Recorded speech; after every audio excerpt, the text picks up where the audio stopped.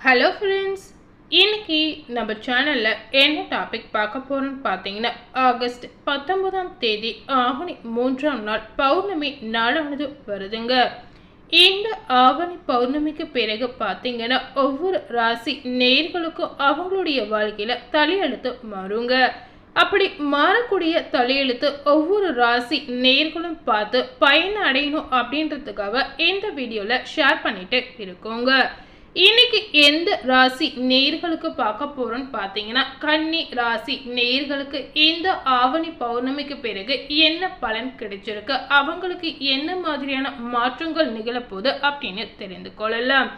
So கண்டிப்பாக இந்த வீடியோவை ஸ்கிப் பண்ணாமல் முழுமையாக பார்த்து தெரிஞ்சுக்கோங்க. கன்னி ராசியில் இந்த நட்சத்திரத்தில் பிறந்திருந்தாலும் இந்த வீடியோ பார்த்து முழுமையாக பயனடைங்க. இந்த வீடியோ கன்னி ராசி நேயர்களுக்கு ஒரு பயனுள்ள வீடியோவா இருக்குங்க. முதல்ல இந்த ஆவணி பௌர்ணமியோட சிறப்பம்சம் என்ன அப்படின்றத தெரிந்து கொள்ளலாம். பொதுவாகவே பார்த்தீங்கன்னா, அமாவாசை பௌர்ணமி அப்படின்னு சொல்லும் போதே இந்த 2 நாட்கள் ரொம்பவே ஒரு முக்கியமான நாளாக அமையுங்க. அப்படி பார்க்கும் பொழுது அமாவாசை தினமோ பௌர்ணமி தினமோ இந்த பிரபஞ்சத்தோட சக்தி வாய்ந்த ஒரு நாள் அப்படின்னு சொல்லலாங்க. இந்த 2 நாட்களிலுமே பார்த்தீங்கன்னா, பிரபஞ்சத்தோட அதிக சக்தி பரவி இருக்கும் அப்படின்னு சொல்லப்படுது. அதனால தாங்க இந்த நாட்கள் வரும் பொழுது தெய்வங்களுடைய பக்கத்துல பார்த்தீங்கன்னா நமது மனை திருப்ப வேண்டும் அப்படின்னு நம்மளுடைய முன்னோர்கள் சொல்றாங்க. அமாவாசை அன்று பார்த்தீங்கன்னா முன்னோர் வழிபாடு செய்வோங்க. அதே போல பௌர்ணமி தினத்துல பார்த்தீங்கன்னா சக்தி வழிபாடு செய்யக்கூடிய ஒரு சிறப்பான நாள் அப்படின்னு இந்த 2 நாட்களுமே பிரித்து வைத்து இருக்காங்க. இந்த மாதிரி ஆவணி பௌர்ணமி நாள திருவண்ணாமலை இந்த மாதிரி ஒரு மலை கோவில்களுக்கு சென்று வழிபட்டு கிரிவலம் செல்பவர்களுக்கு பார்த்தீங்கன்னா அவங்க வாழ்க்கையில நல்ல பலன் கிடைக்குங்க. அதே போல இந்த ஆவணி பௌர்ணமி நாள சக்தி நாராயண பூஜை, சக்தி கலச வழிபாடு இந்த மாதிரி விஷயத்த நீங்க செய்து வந்தீங்கன்னா உங்களுடைய வாழ்க்கையில அதிக நன்மைகள் கிடைக்குங்க. அதே போல உங்களுடைய தொழில 2 மடங்கு லாபம் கிடைக்கும். மகாலட்சுமி பூஜை, லக்ஷ்மி குபேர பூஜை இந்த பூஜையை நீங்க செய்யும் பொழுது உங்களுக்கு அளவற்ற மன மகிழ்ச்சி ஏற்படும். யாருக்கெல்லாம் சந்திரன் நீச்சில் இருக்கிறதோ அவர்கள் எல்லாமே பார்த்தீங்கன்னா இந்த பௌர்ணமி வழிபாட்டை மாதம் தோறும் செய்து வருவது உங்களுக்கு நல்லதுங்க.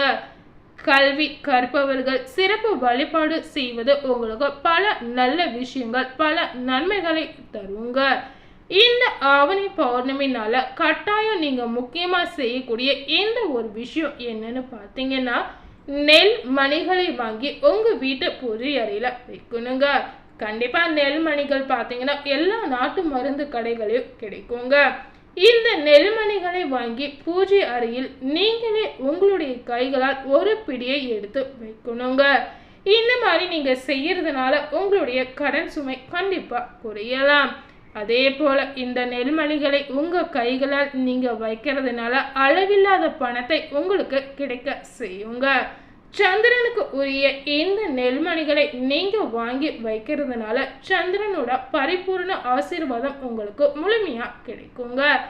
ஸோ இந்த மாதிரி ஒரு விஷயத்த ஆவணி பௌர்ணமினால செஞ்சீங்கன்னா கண்டிப்பா உங்களுக்கு நன்மை உண்டாகும்.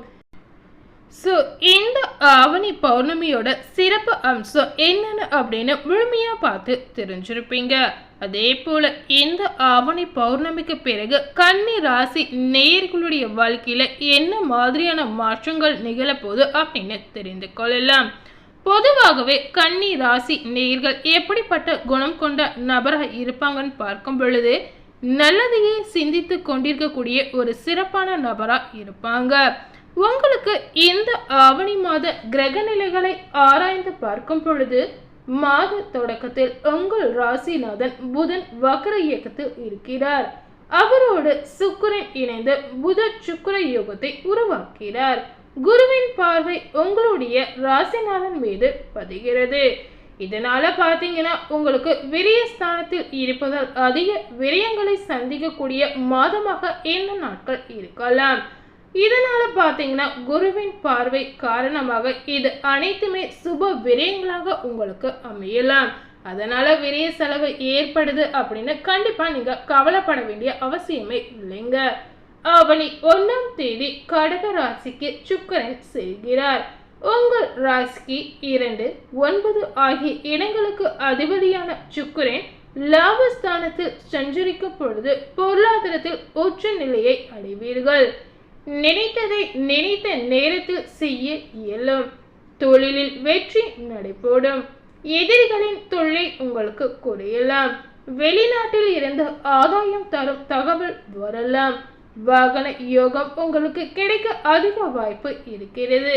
பணிபுரியும் இடத்தில் உங்களுடைய கருத்துக்களை மேல் அதிகாரிகளை ஏற்றுக்கொண்டு செயல்படுவாங்க.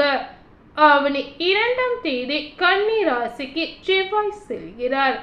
உங்கள் ராசிக்கு 3, 8 ஆகிய இடங்களுக்கு அதிபதியான செவ்வாய் உங்கள் ராசியிலே சஞ்சரிப்பது அவ்வளவு நல்லதல்ல அப்படின்னு சொல்லப்படுது.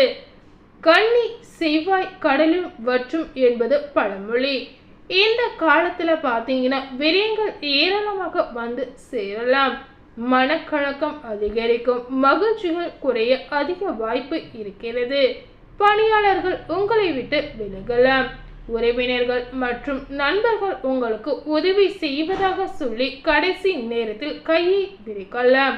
அதனால நீங்க யாரையும் நம்பாமல் இருப்பது உங்களுக்கு நன்மையை கொடுக்கலாம்.